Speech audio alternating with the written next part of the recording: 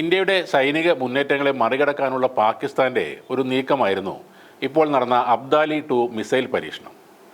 എന്നാൽ ഈ നീക്കം സൈനിക ശേഷിയുടെ പ്രദർശനത്തേക്കാൾ ഉപരിയായി പ്രതിരോധ രംഗത്തെ അവരുടെ കഴിവില്ലായ്മയുടെ സൂചനയാണെന്ന് വിദഗ്ധർ വിലയിരുത്തുന്നു. യഥാർത്ഥ 180 കിലോമീറ്റർ ദൂരപരിധിയിൽ നിന്നും 450 കിലോമീറ്ററായി ഉയർത്തിയ ഈ മിസൈലിനെ അതിർത്തിക്കടുത്തുള്ള ഇന്ത്യൻ സൈനിക കേന്ദ്രങ്ങൾ, വ്യോമതാവളങ്ങൾ, ലോജിസ്റ്റിക് ഹബ്ബുകൾ എന്നിവയെ ലക്ഷ്യമിടാൻ ശേഷിയുണ്ടെന്നാണ് പാകിസ്ഥാൻ അവകാശപ്പെടുന്നത്. കശ്മീരിലെ പഹൽഗാം ഭീകരാക്രമണത്തെ തുടർന്ന് ഇന്ത്യ പാകിസ്ഥാനുമായുള്ള നയതന്ത്ര ബന്ധം വെട്ടിച്ചുരുക്കിയതിന് തൊട്ടു പിന്നാലെയാണ് ഈ മിസൈലിൻ്റെ പരീക്ഷണം നടന്നത്. മിസൈൽ വിക്ഷേപണം എക്സർസൈസ് ഇൻഡസിൻ്റെ ഭാഗമായിരുന്നുവെന്ന് പാകിസ്ഥാൻ സൈന്യം ഔദ്യോഗികമായി അറിയിക്കുകയും ചെയ്തു. സാങ്കേതികമായി നോക്കിയാൽ അബ്ദാലി-2 ഇപ്പോഴും നിരവധി പോരായ്മകൾ ഉള്ള ഒരു മിസൈലാണ്. 100-150 മീറ്റർ വരെ ലക്ഷ്യം തെറ്റാൻ സാധ്യതയുള്ള ഇതിൻ്റെ സർക്കുലർ എറർ പ്രോബബിൾ കാര്യമായ ലക്ഷ്യങ്ങൾക്കെതിരെ ഫലപ്രദമായ ഒരു ആക്രമണം നടത്താൻ പറ്റിയതുമല്ല.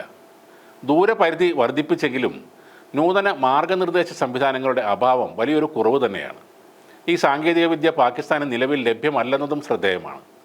ഇത് മിസൈലിൻ്റെ വിശ്വാസ്യതയെ പ്രതികൂലമായി ബാധിക്കാൻ സാധ്യതയുണ്ട്. പാകിസ്ഥാൻ്റെ മിസൈൽ മോഡിഫിക്കേഷൻ എല്ലാം വിദേശ സാങ്കേതികവിദ്യയുടെ സഹായം കൊണ്ടാണ്. ഗസ്നവി മിസൈലിനെ ചൈനീസ് സഹായവും ഗൗരി മിസൈലിനെ ഉത്തര കൊറിയൻ സാങ്കേതിക വിദ്യയും ഉപയോഗിച്ചിട്ടുണ്ട്. അബ്ദാലി-2വിൻ്റെ കാര്യത്തിലും സ്വയം പര്യാപ്തത ഇല്ലാത്തത് അപകട സാധ്യതകൾ വർദ്ധിപ്പിക്കുകയാണ്. അതേസമയം പാകിസ്ഥാൻ്റെ എല്ലാ മിസൈൽ ഭീഷണികളെയും നേരിടാൻ ഇന്ത്യക്ക് ശക്തമായ പ്രതിരോധ സംവിധാനങ്ങളുണ്ട്. റഷ്യൻ നിർമ്മിത S-400 പോലുള്ള അത്യാധുനിക മിസൈൽ പ്രതിരോധ സംവിധാനങ്ങളും തദ്ദേശീയമായി നിർമ്മിച്ച ഇൻ്റർസെപ്ഷൻ പ്ലാറ്റ്ഫോമുകളും ഉപയോഗിച്ച് അബ്ദാലി പോലുള്ള ഹ്രസ്വദൂര മിസൈലുകളെ വളരെ ഫലപ്രദമായി തടയാൻ ഇന്ത്യക്ക് കഴിയും. പഹൽഗാം ഭീകരാക്രമണത്തിന് ശേഷം പാകിസ്ഥാൻ തങ്ങളുടെ സൈനിക നീക്കങ്ങൾ ശക്തമാക്കിയിട്ടുണ്ട്. പതിവായി നാവിക ഉപദേശങ്ങൾ പുറപ്പെടുവിക്കുകയും അറബിക്കടലിൽ ആക്രമണാത്മക സൈനിക അഭ്യാസങ്ങൾ നടത്തുകയും നിയന്ത്രണ രേഖയിൽ തുടർച്ചയായി വെടിനിർത്തൽ ലംഘിക്കുകയും ചെയ്യുന്നതും അതിൻ്റെ ഭാഗമാണ്. ചുരുക്കത്തിൽ പാകിസ്ഥാൻ്റെ അബ്ദാലി-2 മിസൈൽ പരീക്ഷണം അവരുടെ പ്രതിരോധശേഷിയുടെ കരുത്ത് തെളിയിക്കുന്ന ഒന്നല്ല, മറിച്ച് ഇക്കാര്യത്തിൽ അവരുടെ ശേഷിയില്ലായ്മ ലോകത്തോട് വിളിച്ചു പറയുകയാണ് അബ്ദാലി മിസൈൽ പരീക്ഷണം. യുദ്ധഭീതി വന്നതോടെ ഇന്ത്യയുടെയും പാകിസ്ഥാൻ്റെയും കറൻസിയുടെയും മൂല്യത്തിൽ ഇടിവുണ്ടായിരുന്നു. എന്നാൽ ഇപ്പോൾ പാകിസ്ഥാൻ രൂപയുടെ മൂല്യം അഫ്ഗാനിസ്ഥാൻ്റെ കറൻസിയേക്കാൾ പിന്നിലാണ്.